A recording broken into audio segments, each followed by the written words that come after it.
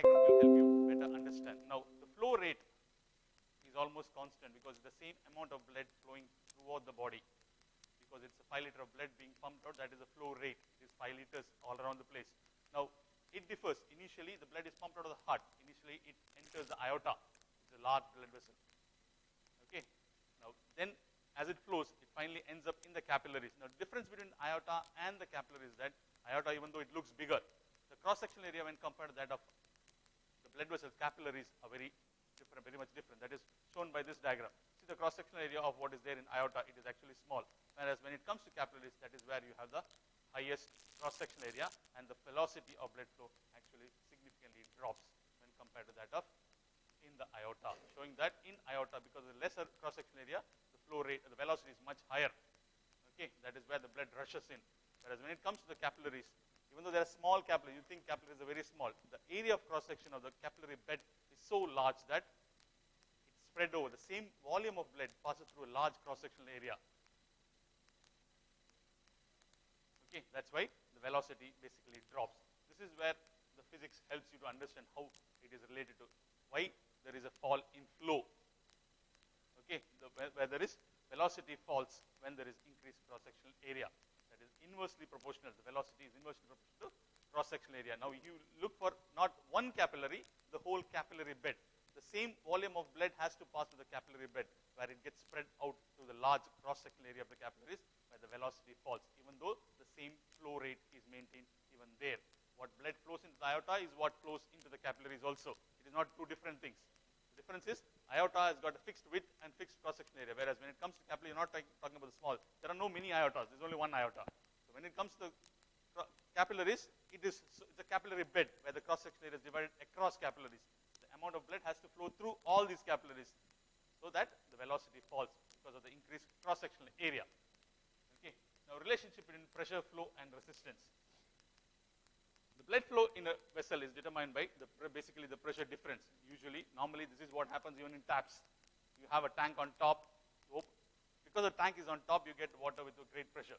If there is the pressure, if you keep a tank at the same level as where you liquid water, the pressure won't be much. You won't get much water. The same thing applies here also. So one of the main characteristic feature here or feature is the blood flow is one factor which determines, that is the pressure difference at two ends. That's basically why you have a pump called the heart to pump the blood, so that there's a pressure. On the other hand, the pressure, if the pressure is high, for example, in hypertension, what happens in hypertension? Pressure increases. So the heart has to pump against a high pressure. So what happens? The flow is reduced. That's why the pressure difference is not being maintained. Because heart is pumping at 120, your peripheral resistance blood pressure goes up to 180. So a heart has to pump against a load. That is why different organs are having a problem, because the perfusion is not having. There is no. So flow is determined by the pressure difference. If you have a good normal blood pressure is 120. Heart also brings it up to 120, and that is what is pumped. So basically there's a flow. When you come to the smaller vessel, the blood pressure is still lower. So there is a continuous flow. Otherwise there is no flow happening. It gets stagnated. So this tells you that the pressure difference between two heads, two different parts, always plays a role in flow, blood flow. The other is vascular resistance. Okay, the other part which plays a role in flow of blood in the body is vascular resistance. Now, what is blood flow? The blood flow is the quantity of blood that passes through a given point in circulation during a given period. This is what is blood flow is. Okay, you don't need to remember the definitions of all this. That's why I said don't write. I told you, this is something that is constant. Blood flow is constant because the heart pumps 5 liters of blood. So this is the blood which passes through every part of the body. It is expressed as milliliters per minute or liters per minute. You know what is the normal cardiac output. What is the heart being pumped all the time is 5000 ml or 5 liters per minute. 5 liters is what is the normal cardiac output, which is the flow. Okay, this is the blood flow. The flow in a vessel Q is directly proportional to the change, that is delta pressure or change in pressure between the two ends, and is inversely proportional to the resistance. That is, more the pressure difference, more is the flow. More the resistance, lesser is the flow. That is what this equation gives you. Q is equal to delta P by R. That is, delta P is the pressure difference between the two ends, and R is the resistance. So it is directly proportional to the pressure difference. More the pressure difference, more is the flow, blood flow. Higher the resistance, lesser is the flow because it is inversely related. So delta P is equal to Q into R, okay, and R is given by delta P by Q. This also please remember, okay. Now this gives you an idea about, even though the absolute values are different, absolute values can be very different, okay, in two blood vessels, but it is the pressure difference which determines. Now see here, for example, these vessels here, 50 millimeters and 10 millimeter mercury, whereas here is 90 and 10. So the delta P here it becomes 40 millimeter mercury, and it is 80 millimeter mercury is the delta P. So wherein the flow will be more is, it is in the flow in the second vessel is 2 times more that of the vessel, because the change in pressure is much more, okay. Delta P, the change is more. Same here. Here it is 90 and 10, whereas it is 180 and 100. Absolute value, see the absolute value, it is 180 and 100. It is 90 and 10. But the fact remains that in both the vessels, the delta P is almost the same. So what happens is eventually the same as that of vessel 2. It has got the same blood flow, showing the effect of change in pressure between two ends of the blood vessel, how pressure affects the flow rate. Okay, the flow is proportional to delta P. Now, all the factors that affect flow through a vessel are integrated in the formula called as Poiseuille's formulae. This is where things you might require. I don't know how much of this is asked for you. For MBBS, they usually ask the Poiseuille-Hagen formulae. Okay. Now, the factors that affect the flow rate through a vessel are integrated in the Poiseuille's formula, which is given by Q is equal to delta P pi r raised to 4 by 8 eta L. Okay, this is the equation. Q is equal to delta P pi r raised to 4 by 8 eta L, where Q is the flow rate, delta P is the pressure difference, R is the radius, L is the length, eta is the viscosity. Okay. In this, what and all can change? Viscosity can change. Length can change. Length can change. Radius can change. Agreed. Does length change the human body? It's got fixed. So basically, what changes is probably pressure changes. Okay, agree. Then radius is what changes. Length remains constant. Viscosity is one thing that can change depending upon whether you are hydrated or your hematocrit is more or less. Example is in anemia. Okay, this becomes important. I'll come to that. Okay, now this is equation 1.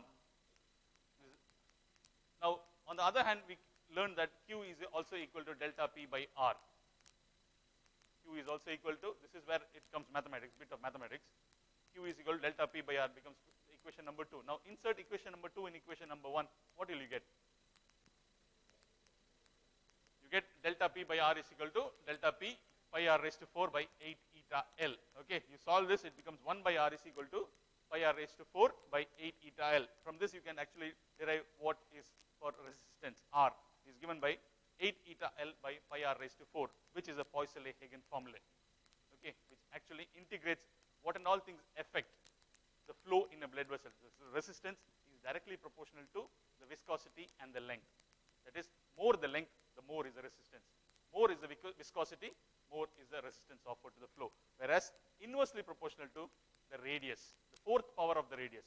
That is, increase in radius. Fourth power of the radius does not increase normally, it increases as fourth power. What happens is there is significant decrease in resistance. That is, a slight increase in the radius of blood vessels can decrease the resistance and increase the flow. This is what normally happens when sympathetics are stimulated or sympathetics are inhibited. How is blood flow regulated? By widening or by constricting the blood vessels, by either increasing or reducing the sympathetic activity. Okay. Now, very small increase in diameter can significantly cause reduction in resistance and thereby increases the flow. It need not be very large. Small increase, that is because the relation is r raised to 4. Okay. If the radius is 1, if it becomes double, that is how much times the resistance will fall? 16 times the resistance will fall. So that much flow is increased. That is where physics helps you to understand how a small increase in blood vessel diameter can cause significant change in blood pressure when there is sympathetic activation or sympathetic inactivation. That is where this formula helps you. Viscosity increases. For example, I told you, you are dehydrated or the person has got polycythemia, increase RBC count. Hematocrit is actually more. Blood has more cells to flow through. So that increases resistance, flow decreases. On the other hand, anemic patient, the patient has got reduced RBC count. Okay, so the resistance offered becomes reduced because viscosity reduces. Yes, the resistance drops. So that is why in anemic patients you usually tend to get hyperdynamic circulation because the flow is increased because of decreased resistance offered to flow. Hope this is clear. So what is resistance? It is an impediment to flow in a vessel. Okay, it is that something that obstructs things from flowing is or impediment to flow in a vessel. So it cannot be measured, but usually it's calculated from the pressure difference and the blood flow. Okay, and is explained in terms of peripheral resistance unit or PRU unit, that is peripheral resistance unit. Now resistance to flow, as I mentioned, it is affected by viscosity, length and radius of the vessel. This is what I was explaining you. Okay. Now viscosity, coming to viscosity. Viscosity, greater the viscosity, greater the resistance. This is what I just mentioned here based on the hematocrit value, one factor.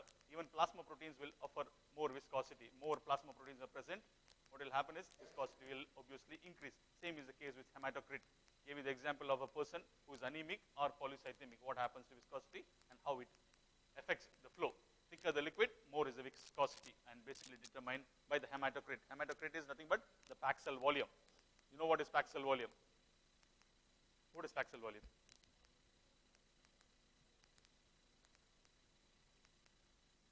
What is that?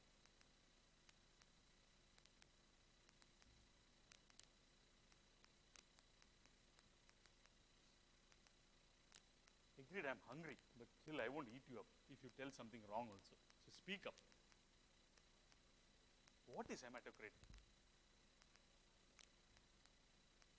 Cellular constituents of the plasma together forms there's a fluid part of the blood and cellular part of the blood. When you centrifuge at high levels, high anticoagulant, I think this is over in class.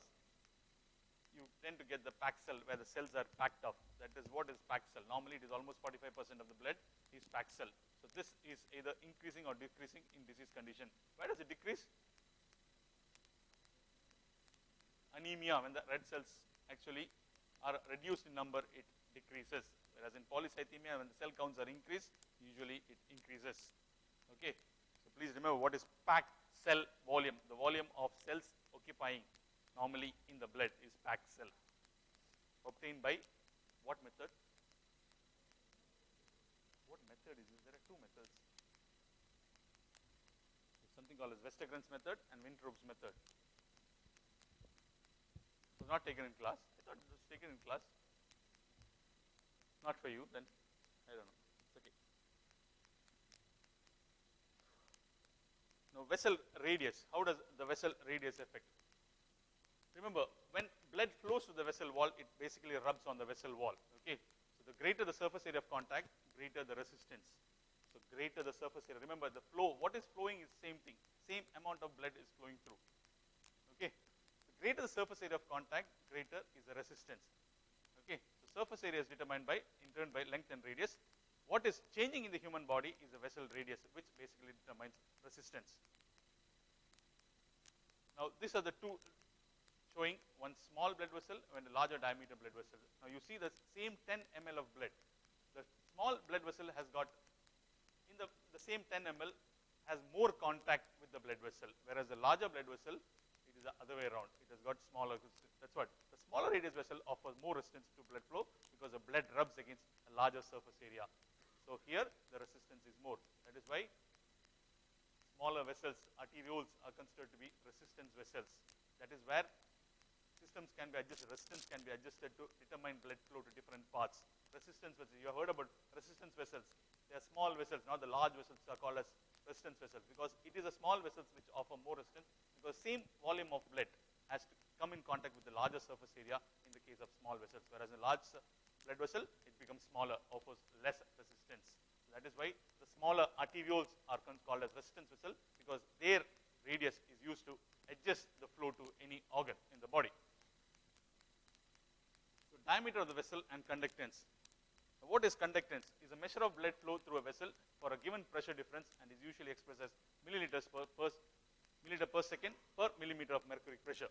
Okay, is a measure of blood flow through a vessel for a different given pressure difference. This is what is conductance is.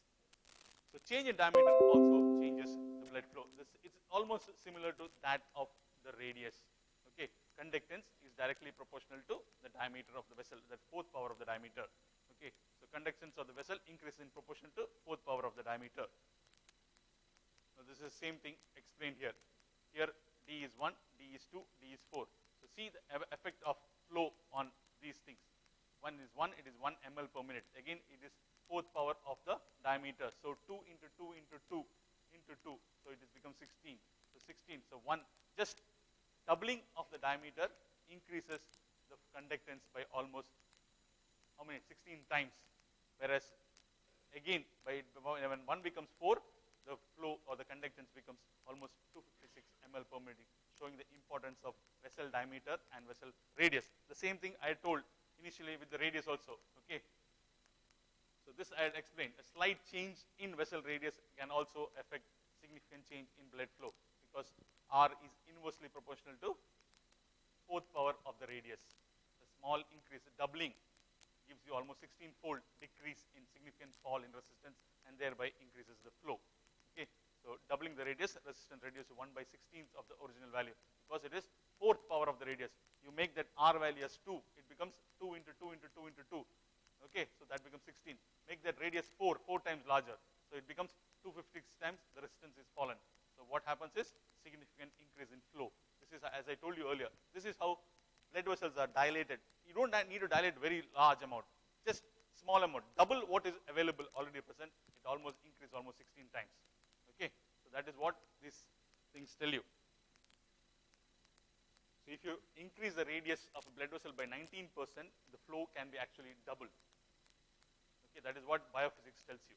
In a blood vessel, if you increase just by 90%, 19%, not even 50% in increase in radius, the flow increases actually doubles up. Okay, flow increases to 16-fold because the resistance falls. Blood pressure is over. Yes? Over. Blood pressure is over or not? Yet to come. No, yet to come. Okay, fine. Now this is something which will be useful when you start learning about blood pressure. There are two types of flow in the body. One is called as a laminar flow, other is called as turbulent flow. Laminar flow is a flow similar to what you see in small streams in case of summer, which does not make any noise. They flow in a normal rhythmic pattern. A pattern is maintained where no noise is maintained. But the same stream or river, when you see in a rainy season, how will it be? That is where it is called as a turbulent flow, where you can see the water actually flowing. Yes, you can see the gushing of the water. This is what is turbulent flow. There are basically two types of blood flow. Most blood flow in the body is streamline flow. It does not make any noise. Okay, it's a streamline flow, what happens in the body. Now, at the root of aorta and certain big arteries, large arteries, what happens? There is turbulent flow because of the pressure at which it is ejected. Okay, there it becomes turbulent. If there are any constrictions in the blood vessel, the blood has to move around it. That is place where it becomes again turbulent. Certain pathological condition, it can become turbulent. Okay, same streamline and turbulent blood flow is utilized in assessing blood pressure using auscultatory method. There are two methods of recording blood pressure. You did blood pressure in practical? No, okay. Okay, one is palpatory method, the other one is auscultatory method. You auscultate for certain sounds which are heard on the blood vessel, brachial blood vessel, artery, brachial artery. And normally if you keep a step, no sounds will be heard because the blood flow is actually streamlined. It does not make any gushing sound. Now, doing auscultatory method, what you do is you tie the cuff around the arm, okay, and you constrict it. You constrict it in the sense that you increase the cuff pressure to above the pressure what is there in the blood vessel. Clear? This is what you normally do for auscultatory blood pressure examination.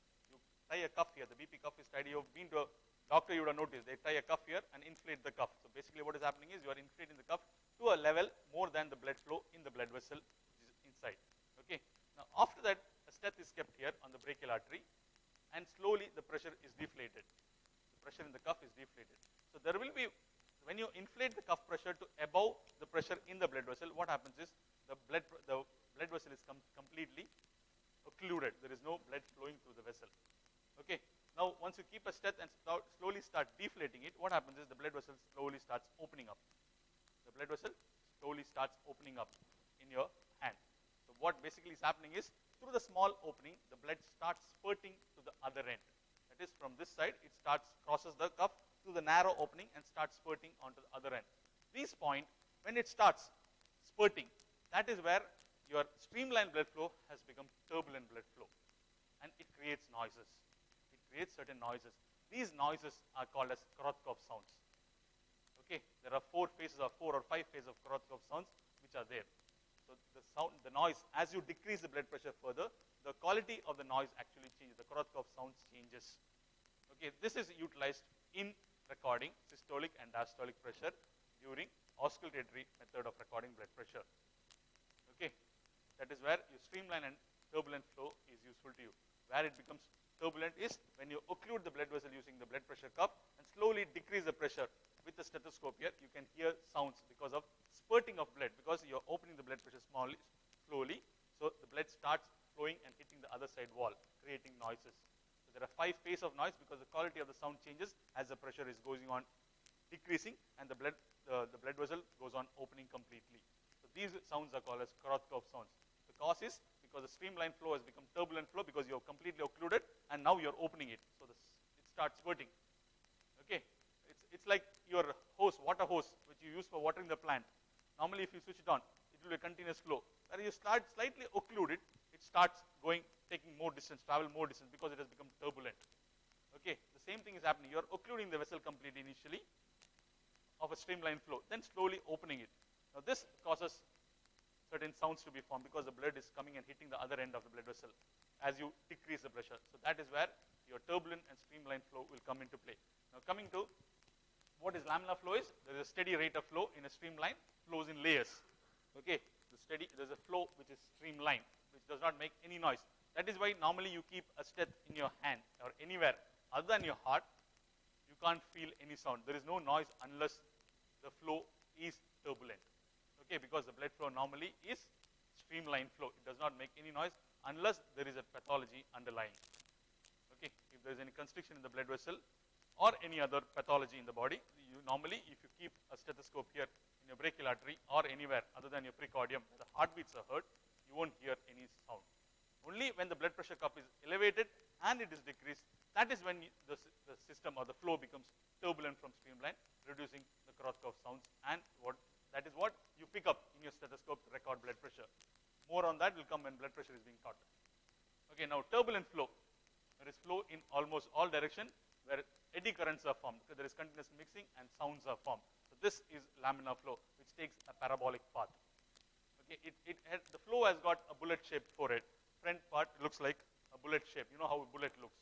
Okay, it takes a parabolic path and it does not make any noise. Whereas in turbulent flow, there is flow in almost all direction and there is continuous mixing of blood, which creates noise. The rate of flow is great, passes through any obstruction or passes through rough surface. This is when the flow becomes turbulent. When the rate of flow is high, normally at the root of aorta, when the heart pumps blood, that is where the flow is great in the human. Normally, where turbulent flow is present in human body is basically the root of aorta, where because of the pumping effect of the heart, the flow is great. So there is turbulence. Otherwise, no. Or if it passes through any obstruction or passes any rough surface, is where you get normal turbulent flow in the body. There is eddy currents being formed.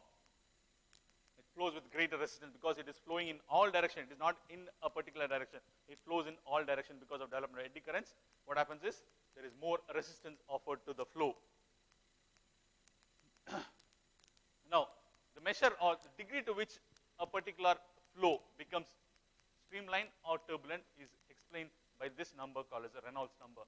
This will be needed for you. What is Reynolds number can be asked. So it's a measure of tendency of a flow to become turbulent. Okay, so it's a measure of tendency for turbulence to occur is called as Reynolds number.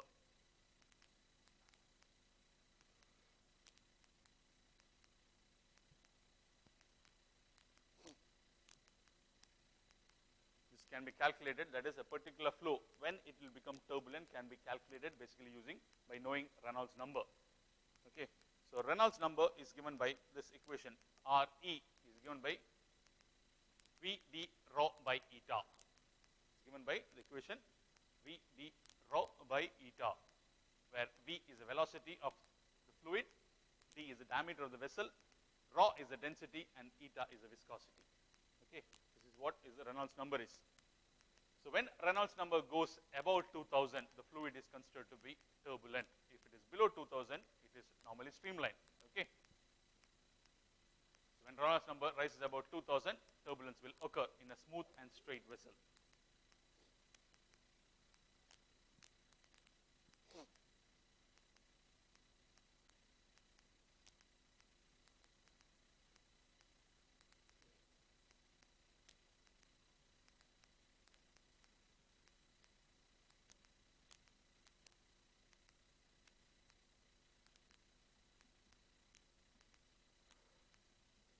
Coming to Winds-Kessel effect. Not over.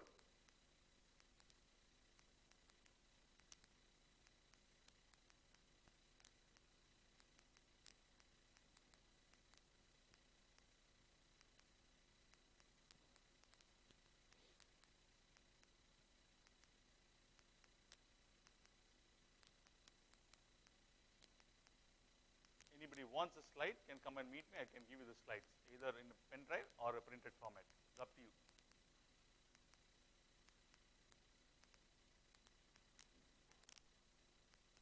Now, Wind-Kessel effect. Now, what is Wind-Kessel effect? This is again a feature of the human system.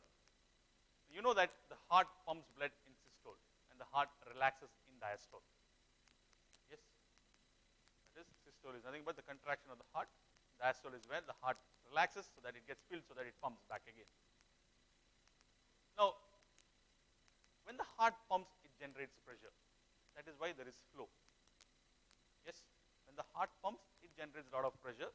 That's why it ejects blood and there is flow, which is maintained so that all organs in the body are perfused. When the heart relaxes also, there is flow. So what generates the pressure? It is because of Wind-Kessel effect. During the relaxation of heart, basically there is nothing pumping actually. Yes, is there anything pumping? No. But still, there is flow, there is pressure being created in the blood vessels. Okay, that is basically because of the effect called as Wind-Kessel effect. There are large blood vessels like the aorta, which have got elastic properties. What happens is, when the blood is pumped by the heart, huge volume of blood is pumped into the aorta, how does it take it? It takes it by expanding it. The aorta actually expands. The elastic property allows it to expand. So the blood is pumped. Because of the pressure of the ejection by the heart, the blood flows up. When the heart goes into diastole, there is no pressure into the aorta. But what the aorta does is, because of the extended thing, it comes back. It recoils back. So whatever blood is present in it also is pushed further. That is, when the heart is relaxing, it is basically the elastic property of the aorta which pushes back, generating next pressure so that the blood flow is continuous. If this was not there, what would have happened is blood would have been pumped only in systole of the heart and not in diastole. There are large vessels which got elastic properties which stretch when the heart pumps blood into them, so that they stretch. Okay, so when the heart relaxes, the pumping pressure is not there.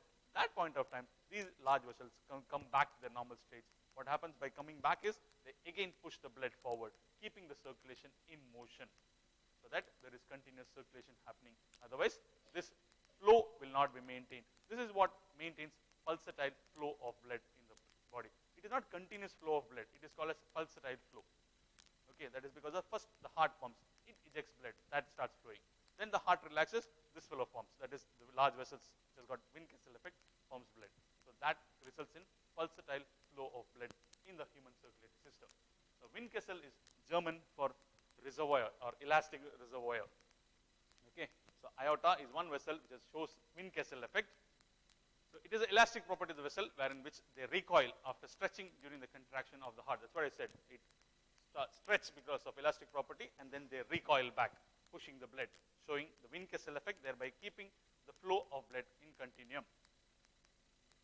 So increases the pumping efficiency of the left ventricle, provides continuous flow.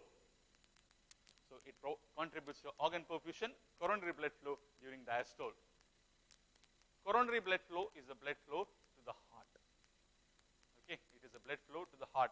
Even though the heart is a pumping organ, which is the reservoir of the blood in the human body, the heart does not receive direct blood supply from the heart itself, from the chambers of the heart. Okay, it has to flow through the coronary blood vessels, which are actually arising from the root of aorta. Understood?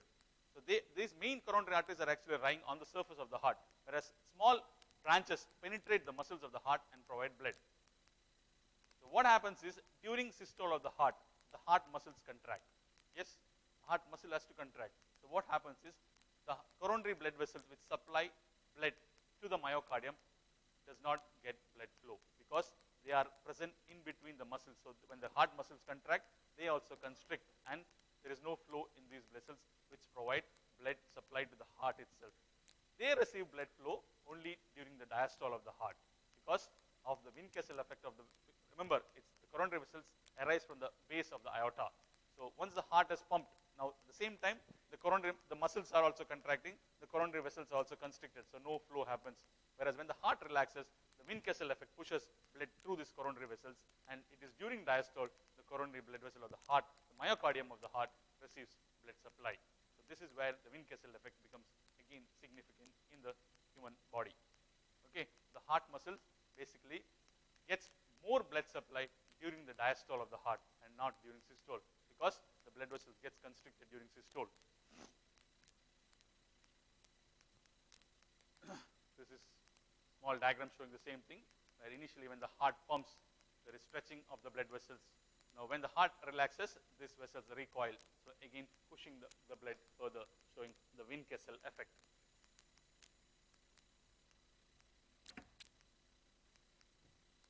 Anybody who's not done, what's your number?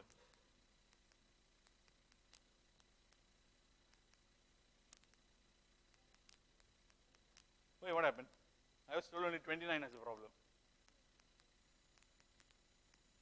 83, 39.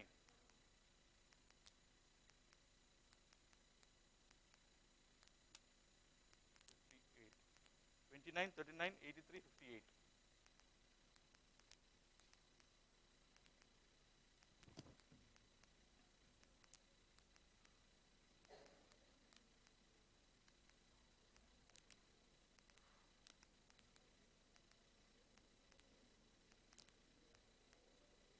Remember to read about Poiseuille-Hagen formula, Reynolds number, and what is turbulent and laminar flow. This much if you remember, it will be great. Because for you the marks are only 35, so how much of hemodynamics will be asked? We have no idea. What is usually asked probably is that Reynolds number and turbulent flow, because it come together. Reynolds number, what is the use of Reynolds number? So you'll have to explain. Sometimes Wind-Kessel effect can be asked.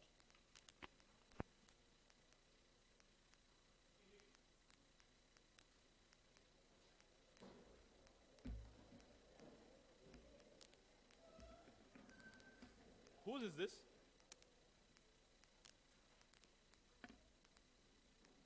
Ajay says, can you give it to the department?